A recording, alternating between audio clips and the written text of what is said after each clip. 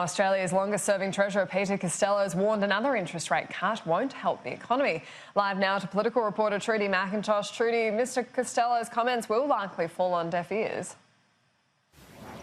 That's right, Annalise. You can't see how the Reserve Bank going to heed this cautionary warning from former Treasurer Peter Costello. He says that a cut to the interest rate won't have the desired effect of lowering unemployment and also giving that much-needed boost to consumer confidence. But Mr Costello also had a message for the Morrison government. He says they need to embark on structural economic reforms, and he concedes that, yes, that is hard to do, but that something's necessary in order to boost economic growth in this country.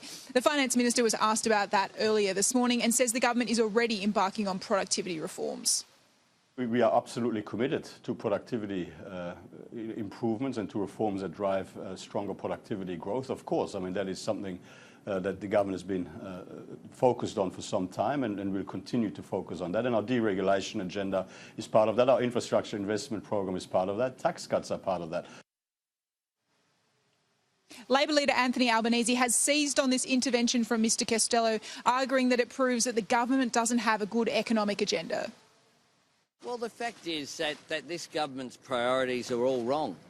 We see from Peter Costello today that he's joined the chorus saying this government has no economic plan for the country. This is a government without an agenda. It's a government acting like an opposition in exile.